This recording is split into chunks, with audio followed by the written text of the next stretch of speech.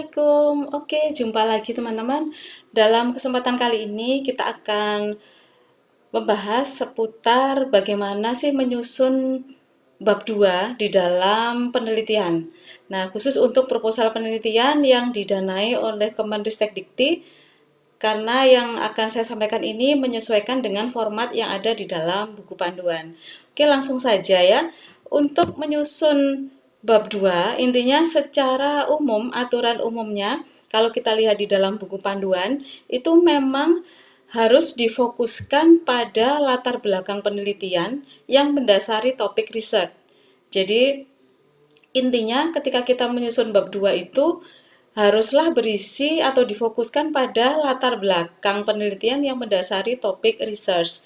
Artinya akan lebih banyak mengulas tentang penelitian-penelitian sebelumnya atau mungkin perjalanan dari penelitian sebelumnya yang berhubungan dengan topik yang kita angkat itu, gitu ya.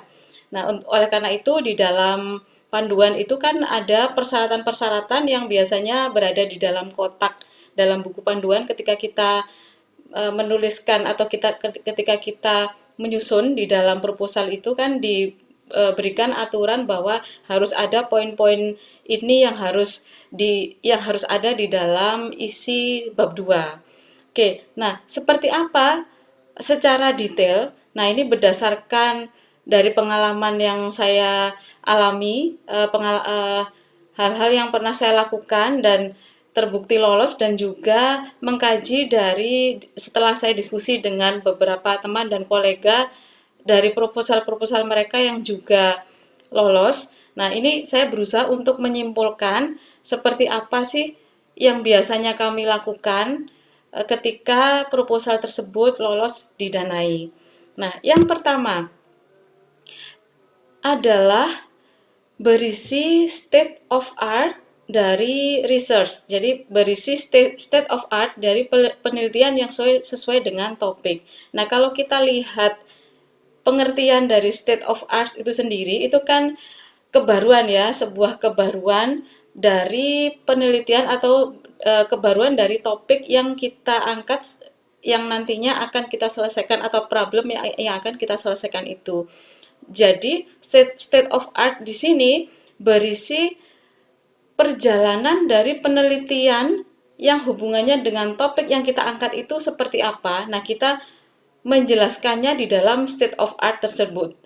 Sehingga ketika reviewer membaca atau pembaca membaca proposal kita, di mana membaca dalam poin state of art, akhirnya mereka tahu bahwa sebenarnya peta penelitian, artinya peta research, mapping research yang berhubungan dengan topik yang kita angkat itu seperti ini, begitu. Sehingga di dalam state of art itu diharapkan juga akan memberi pesan bahwa kebaruan dari topik atau kebaruan dari ide yang kita angkat dalam topik yang kita kemukakan ini terlihat di dalam state of art itu. Nah, bagaimana menuliskan state of art atau bagaimana kita menggambarkan state of art ini bermacam-macam ya, dari saya sendiri kemudian dari teman-teman kolega itu menggambarkannya berbeda-beda. Ada yang dijelaskan dalam bentuk bagan, ada yang dijelaskan dalam bentuk narasi atau gabungan. Nah, di sini saya sampaikan ada dua contoh yang mungkin bisa digunakan, mungkin bisa juga sebagai bahan pertimbangan. Nah, salah satunya dengan menuliskan dalam bentuk tabel seperti ini. Nah, dalam bentuk tabel seperti ini yang ada di dalam header ini hanya contoh saja ya teman-teman, artinya ini bukanlah patokan. Teman-teman bisa menuliskan dalam bentuk yang berbeda sesuai dengan topik atau bidang garap yang ingin dikemukakan atau ingin diusulkan. Misalnya penelitian yang berbasis sosial bisa jadi berbeda. Nah, berhubung ini saya menggunakan pendekatan teknik karena saya orang teknik, jadi saya seperti ini. Artinya ini bisa berbeda-beda menyesuaikan dengan karakteristik dari topik research atau karakteristik dari penelitian yang ingin kita usulkan itu tadi.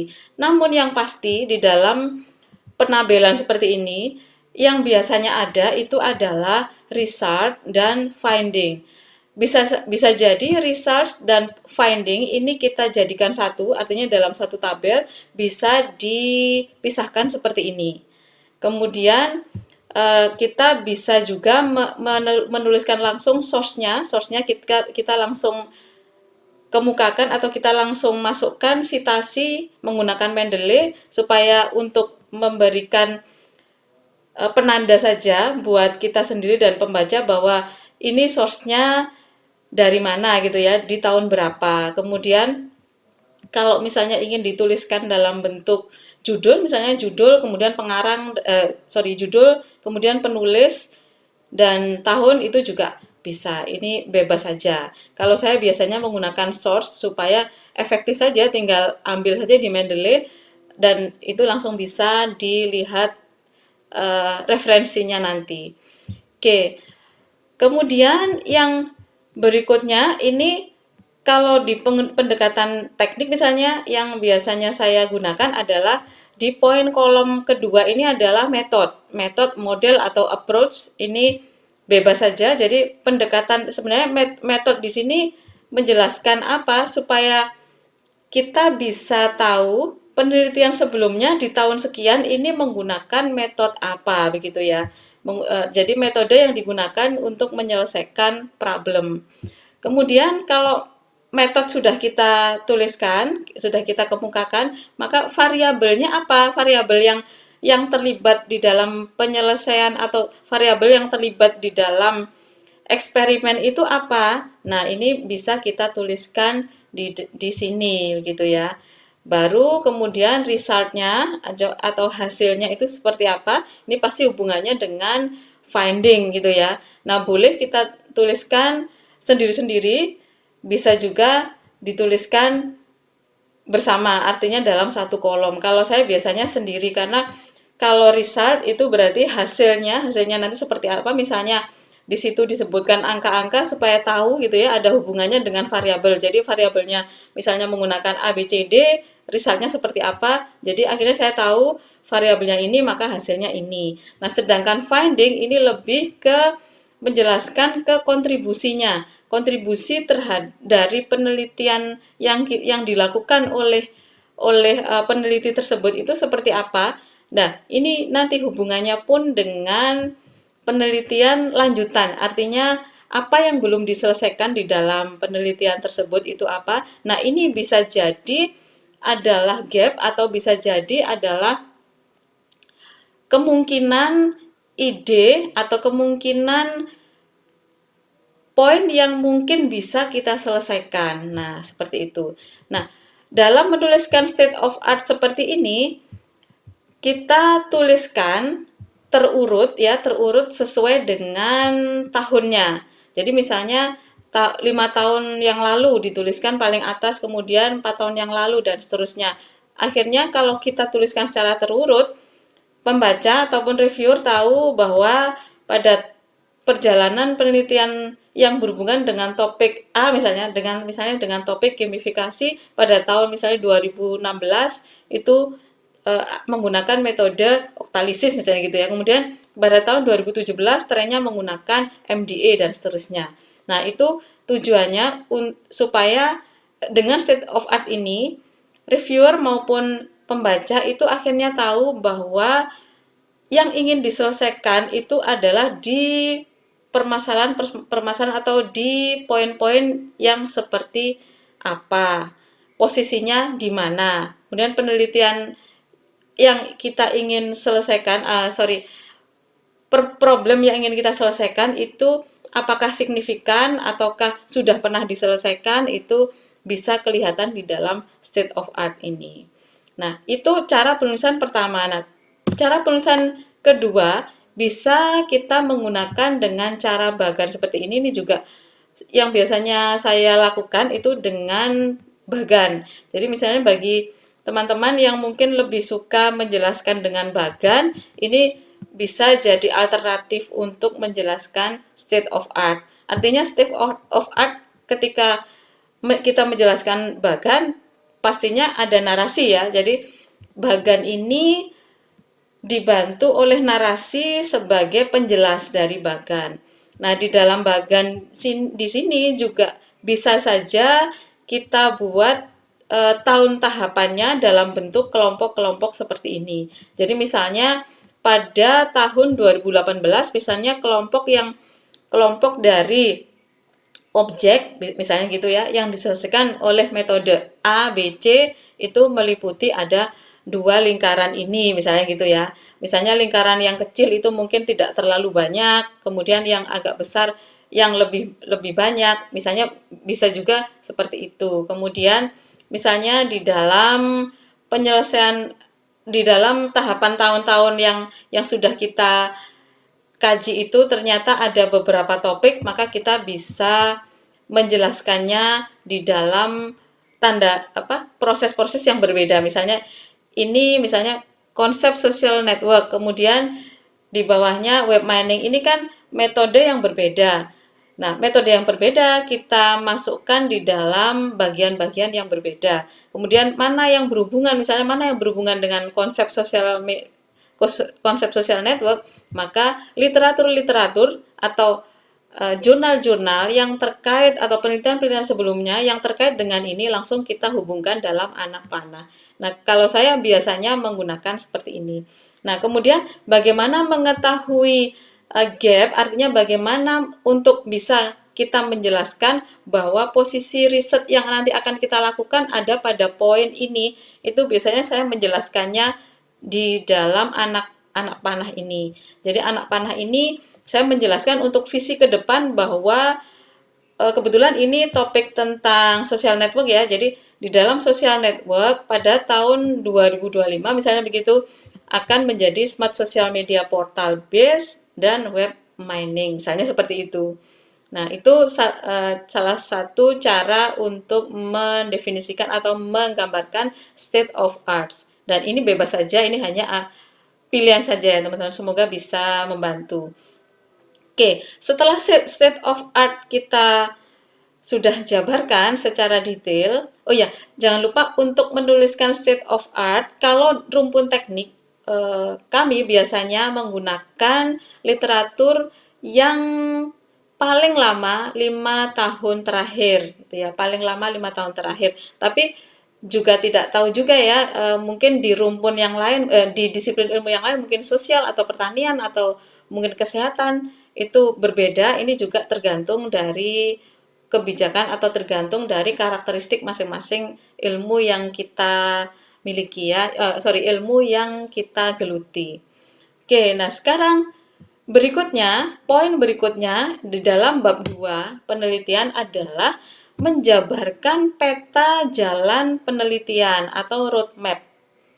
Nah, apa sih perbedaan antara state of art dengan peta jalan penelitian? Nah, kalau state of art tadi kita menjelaskan peta research yang berhubungan dengan topik yang kita bahas. Jadi misalnya kalau membahas tentang gamification, berarti kalau di dalam state of art kan kita menjelaskan seperti apa sih perjalanan penelitian yang berhubungan dengan gamification itu, mulai tahun sekian sampai tahun sekian. Nah, tapi kalau peta jalan penelitian itu berhubungan dengan tim, artinya berhubungan dengan researcher, berhubungan dengan penelitinya. Jadi kalau misalnya saya dengan tim ingin menyelesaikan atau mengangkat topik tentang gamification untuk pendidikan, maka peta jalan penelitian ini harusnya menjelaskan bagaimana sih perjalanan penelitian saya dengan tim yang mendukung gamification berbasis education itu tadi. Jadi, seyogyanya seorang peneliti itu kan sebelum mengangkat topik setidaknya memiliki kompetensi yang terrelasi dengan research atau dengan ide yang diungkapkan atau permasalahan yang ingin diselesaikan. Jadi supaya bisa meyakinkan bahwa memang peneliti ini mampu melakukan karena memiliki pengalaman sebelumnya yang terkait gitu ya. Memang terkadang seringnya begini, bagaimana jika peneliti belum pernah sama sekali, misalnya begitu ya. Ya memang idealnya setidaknya dalam kita menyelesaikan sebuah problem kita sudah punya, artinya sudah punya senjata dulu gitu ya. Ya memang seyogyanya gitu. Ya minimal satu atau dua research yang pernah kita lakukan yang sudah terpublikasi sehingga ini bisa dijadikan proof bahwa peneliti ini memiliki latar belakang atau memiliki pengalaman yang bisa menjamin bahwa mereka bisa menyelesaikan. Nah, karena di sini kita tim, artinya dalam research Simliptakmas itu kan tim ya, tidak boleh sendiri. Tentunya multidisipliner ini sangat penting. Jadi ketika kita beranggotakan lebih dari satu, sedangkan keilmuan kita ini memiliki irisan-irisan itu akan lebih banyak karena juga hubungannya dengan peta jalan penelitian tersebut. Jadi kalau misalnya saya dan tim mengangkat tentang gamification berbasis education, setidaknya misalnya gini susunannya, saya orang informatika pernah meneliti tentang gamification, pernah meneliti tentang yang hubungannya dengan metode-metode yang berhubungan dengan itu. Kemudian ada teman orang pendidikan misalnya gitu ya, yang memang pernah meneliti di bidang bagaimana mengelola pendidikan menggunakan metode misalnya yang berbasis IT misalnya gitu ya. Akhirnya jadi matching gitu ya. Matching peta jalan penelitian itu bisa disusun sistematis dan relevan. Nah, seperti itu. Nah, bagaimana menggambarkannya? Nah, ini salah satu contoh saja peta jalan penelitian. Ini bisa saja kita buat narasi, bisa juga dalam bagan atau tabel, ini bebas saja. Ini salah satu contoh dari peta jalan penelitian yang pernah kami buat, saya dan tim buat. Nah, ini menggambarkan dari penelitian-penelitian kami. Kemudian kita buat irisan dan irisan itu ataupun rekam jejak dari penelitian kami itu bisa memberikan sebuah relation yang nantinya mengarah kepada ide yang kita ingin selesaikan atau problem yang ingin kita selesaikan di dalam penelitian. Nah, di sini pada kolom-kolom ini, di sini kami tuliskan dalam tahun tahapan, artinya kami di tahun sekian itu menyelesaikan apa, kemudian tahun berikutnya menyelesaikan apa, tentunya ini yang berhubungan dengan topik yang kita angkat itu, gitu ya. Nah, biasanya di sini pada 2 atau 3 tahun sebelah kanan itu adalah tahun di mana yang kita usulkan. Artinya misalnya kita ingin mengusulkan 3 tahun ke depan, berarti misalnya tahun 2018, 19, 17 itu adalah rencana dari riset yang ingin kita selesaikan itu tadi. Sedangkan pada tahun sebelumnya itu berarti rekam jejak dari penelitian kami yang melatar belakangi ide. Nah, seperti itu. Sehingga akhirnya membentuk kesatuan utuh yang relevan bahwa tahun-tahun sebelumnya pernah menyelesaikan ABCD, sedangkan ABCD itu nanti akan digunakan untuk menyelesaikan EFGH, yang mana EFGH itu adalah usulan dari research kita. Nah, kemudian yang baris ini, susunan pemetaan baris ini, misalnya pasar, target riset, dan seterusnya, ini juga bebas. Artinya ini menyesuaikan dengan kebutuhan dan karakteristik dari penelitian teman-teman semua. Jadi kalau rumpun sosial, rumpun pertanian, atau teknik itu bisa berbeda-beda sesuai dengan kebutuhan lah. Intinya sesuai dengan kebutuhan yang bisa mengantarkan atau bisa membuat relasi yang menjelaskan bahwa latar belakangnya ini loh.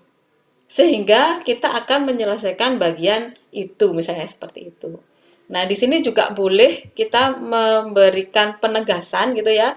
Misalnya karena kita di sini pernah membuat aplikasi yang berhubungan dengan poin riset-riset yang akan kita usulkan, maka di sini kita bisa menjelaskan bahwa kita pernah menyusun aplikasi dan terrelasi dengan riset pada tahun pertama misalnya gitu ya, dan aplikasi juga riset pada tahun kedua. Jadi akhirnya bisa meyakinkan bahwa kita punya kompetensi, artinya tim punya kompetensi untuk menyelesaikan topik riset dari proposal yang kita ajukan tadi.